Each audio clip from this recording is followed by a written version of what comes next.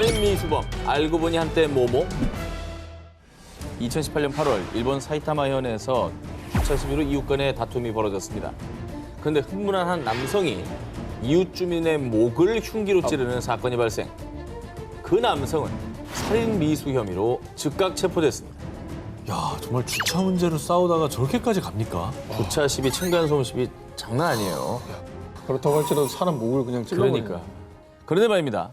더 끔찍한 건 이 살인 미수범 미나토 신지의 충격적인 과거입니다. 당시 45세였던 그는 30년 전 열도를 충격에 몰아넣었던 일명 여고생 콘크리트 살인 사건의 주범 중 한 명이었습니다. 야, 이건 또 뭐예요? 끔찍해. 살인 사건의 주범이면 이 사람이 형을 살고 나와서 저 일을 한 거예요? 그렇죠. 일본도 뭐 그런 거 있잖아요. 촉법소년 같은 거. 그렇죠. 그런 비슷한 법 있잖아요. 일본도? 맞습니다. 소년범. 여고생 콘크리트 살인 사건은 1988년 4명의 10대 소년이 17살 소년을 납치, 무려 40일 넘게 폭행, 성고문을 한 뒤에 피해자가 사망하자 소년들이 시신을 드럼통에 넣어서 콘크리트로 묻어버리고요. 유기한 사건입니다. 너무나도 잔혹한 범행 수법에 사람들은 범인들의 사형을 주장, 일본 열도가 들끓었는데요. 하지만 당시 미나토 신지는 15살. 그 시절 소년법 적용을 받는 나이였기 때문에요. 법원은 미나토 신지에게 징역 5년 이상, 9년 이하의 부정기형을 선고. 그러자 사람들은 그렇게 끔찍한 죄를 저질렀는데 어리다는 이유로 솜방망이 처벌한다는 건 안 된다! 라며 거센 비판을 쏟아낸 바 있습니다. 이게 어디까지 봐줘야 되느냐. 그러니까 아직 어리니까 아직 판단의 기준이 정확하지 않고 그렇기 때문에 조금 교화의 가능성을 믿고 덜 법을 이제 적용하는 거잖아요. 근데 그래서 그걸- 이제 촉법소년이라는 제도를 만든 건데. 근데 문제는 이걸 알고 이용하고 악용하는 사람이 있다는 거죠. 그렇죠. 자, 그리고 더욱 경악스러운 거는요. 미나토 신지와 함께 소년법 적용을 받았던 콘크리트 살인 사건의 공범 4명 중 3명이요. 출소 이후에도 납치와 감금, 폭행, 사기 등의 혐의로 또다시 수감됐었다는 사실이었습니다. 아, 이게 처음에 처벌이 제대로 됐다면 생기지 않았을 피해자가 더 생겼다는 거잖아요. 그렇죠. 그 적용을 받아서 교화된 친구들도 있단 말이에요.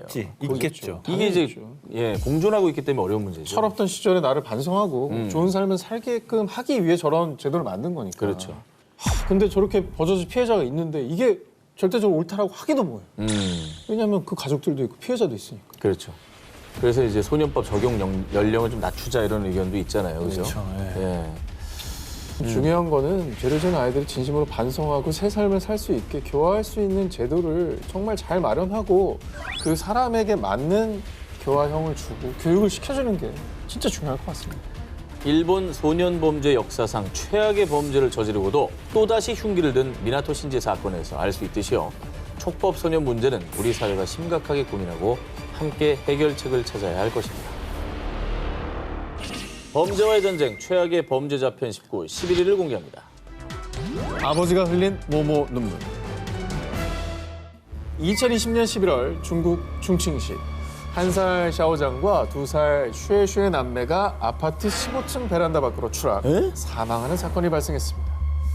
한순간에 벌어진 끔찍한 사고에 남매의 친부 장보는 제가 비명 소리를 듣고 달려갔을 땐 이미 추락한 뒤였어요. 애들을 신경 쓰지 못한 제 자신이 너무나 밉습니다. 세상을 잃은 듯 바닥에 주저앉아 가슴이 찢어질 듯 오열했습니다. 왜 안 저러겠습니까? 자기 자신을 제일 원망하게 되죠.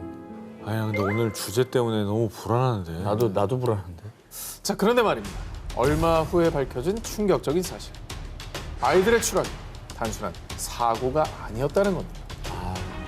그리고 더욱더 놀랄 만한 사건의 범인, 하지 마요. 아이들의 아빠인 장보였습니다.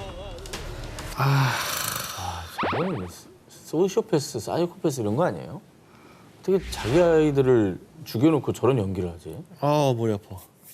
자, 지금부터 수사 과정에서 드러난 기막힌 사건의 전모를 모두 말씀드리겠습니다. 사고 발생 후 장보의 전처이자 사망한 아이들의 친모인 천메이리는 이 사건에 대해서 의구심을 가졌습니다. 겨우 1살과 2살밖에 안 된 아이들이 직접 무거운 유리문을 열고 베란다로 나가 높은 철제 난간을 스스로 넘지는 못했을 거라고 생각한 겁니다. 그렇죠. 게다가 전 남편인 장부에게 사건 당일의 경위를 묻자 내가 잠이 들어서 애들을 못 봤어. 그때 식사 중이라 애들이 베란다 간지 몰랐지. 자, 이렇게 계속 말이 바뀌는 장부의 모습을 수상하게 여겼고요. 그리고 결정적으로 在视频中他特别的痛苦，撞墙啊，怎么样的。我觉得他就是在演戏，就是他对孩子根本就没感情。 행동에 일관성이 없었구나. 그렇습니다. 평소 아이들에게 관심이 없었던 사람이 땅바닥에 주저앉아 오열하는 저 모습이 가장 의심스럽다고 합니다. 자, 그렇게 친모 천시 신고로 재수사에 돌입한 결과 어린 남매의 추락사는 단순 사고가 아닌 친부에 의한 고의적인 살인 사건으로 밝혀졌던 건데요. 아, 왜 이렇게 이상한 놈들이 많지 오늘 진짜. 근데 오열하던 모습이 너무 역겹네요. 아니 근데 이건 왜 그런 거래요? 왜 자기 애들을 그렇게 죽인 거래요?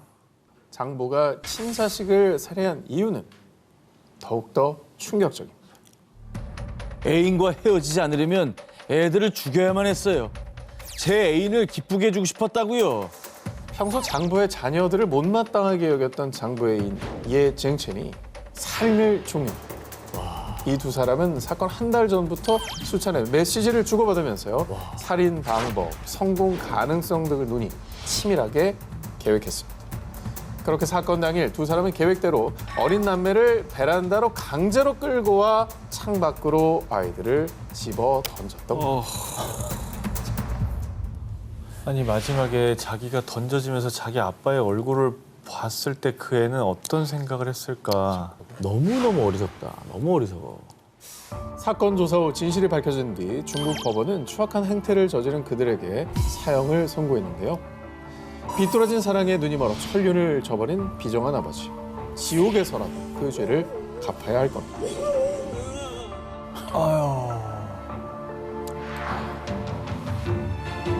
정말 끔찍하죠.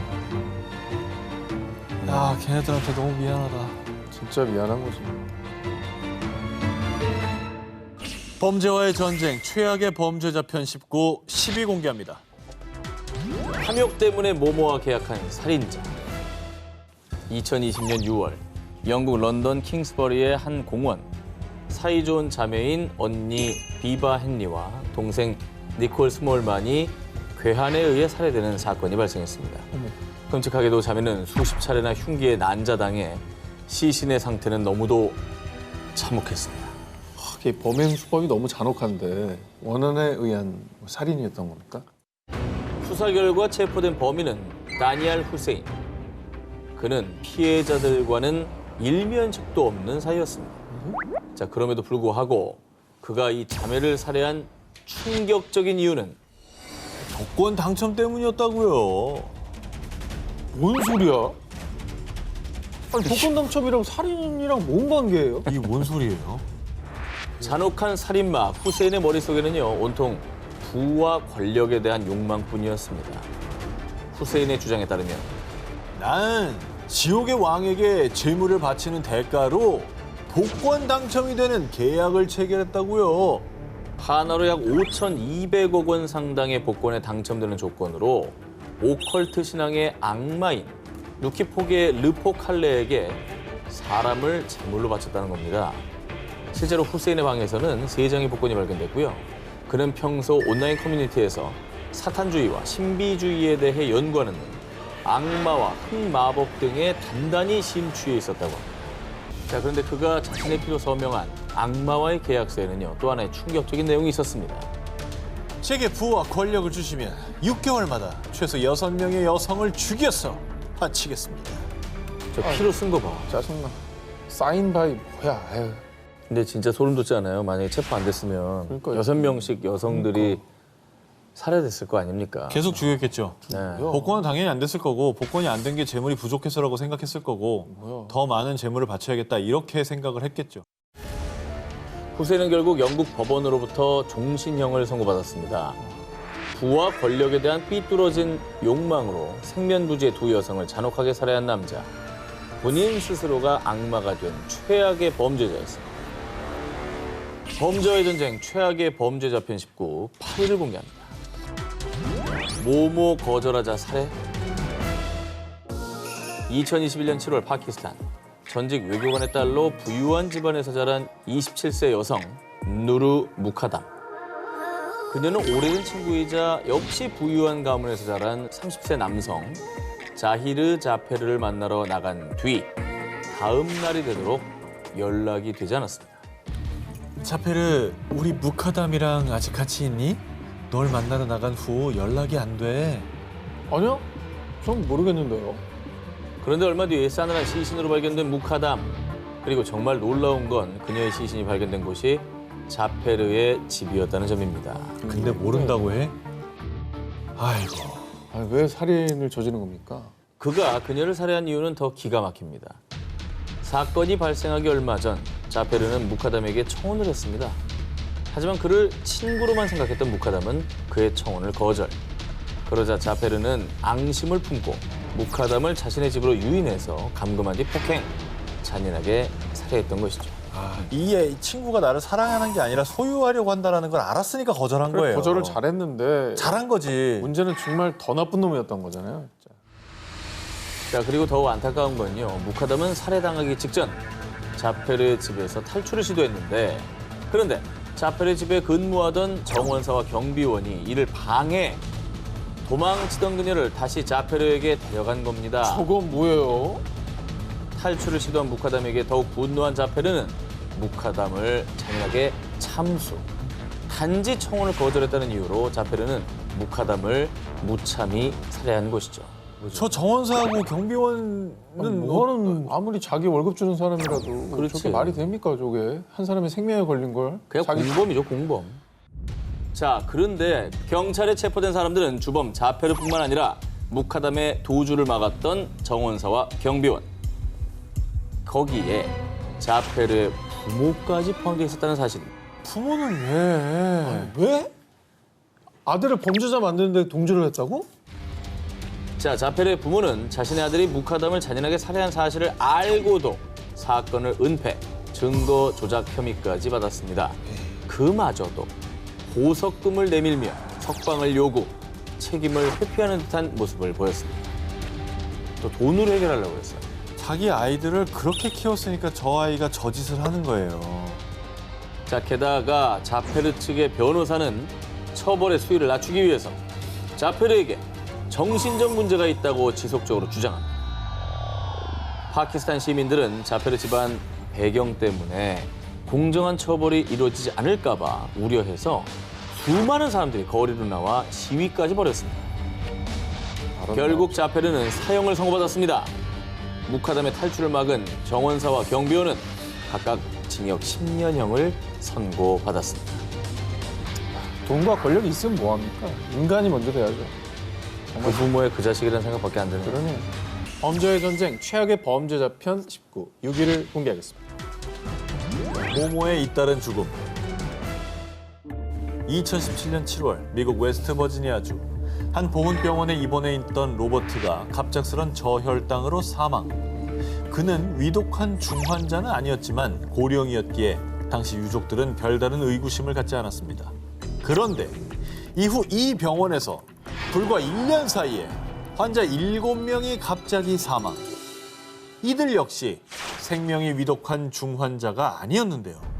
사망자들의 공통점은 1년 전 사망한 로버트와 같은 사임, 그리고 미국의 참전 용사라는 사실이었습니다. 참전 용사면 이제 고령이긴 할 거예요. 근데 생명이 위독한 중환자도 아니었고요. 게다가 7명이 같은 병원에서 같은 사인으로 사망했다는 게 너무나 이상합니다.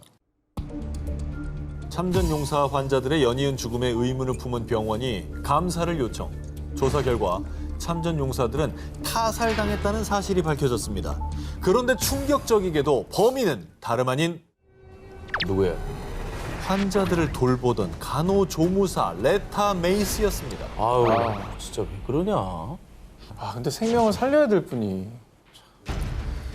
야간 교대 근무를 하던 그녀는 고령의 참전 용사들에게 그 어떤 처방전도 없이 치사량의 인슐린을 투여. 아유, 무려 7명의 참전 용사를 강제로 안락사시켰던 겁니다. 그러니까 살해당한 피해자들은 모두 제대로 치료받았으면 더 더 오래 살 수 있었던 겁니다. 이 살인범 메이스의 주장에 따르면요. 나는 고통을 겪는 환자들이 품위 있게 생을 마감할 수 있도록 도와준 것뿐이라고요. 그걸 왜 네가 판단하냐? 그렇지. 그게 핵심이죠. 원한 죽음이 아니잖아요, 이게. 살인이잖아요. 살인이죠. 심지어 메이스는 사전에 범행을 철저히 계획, 인터넷에 여성 연쇄 살인범을 검색하는가 하면 간호조무사라는 직업과 지식을 이용해 사람을 살해한 사람들의 이야기를 다룬 영상을 찾아보기도 했는데요.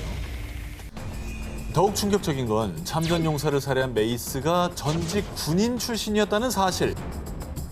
범행이 발각되자 메이스는 비겁하게도요. 제가 예전에 군복무를 오래 해서 우울증이 심해요. 좀 봐주세요. 군 복무로 각종 정신질환을 겪었다며 정상 참작을 요구. 하지만 사건을 재판한 판사는 당신은 누구도 예상하지 못한 최악의 괴물입니다. 라며 단호히 판결. 희생자 수와 같은 7회 연속 종신형을 선고했습니다. 죗값을 마땅히 잘 치르시길 바랍니다. 범죄와의 전쟁 최악의 범죄자 편 19 4위 공개합니다.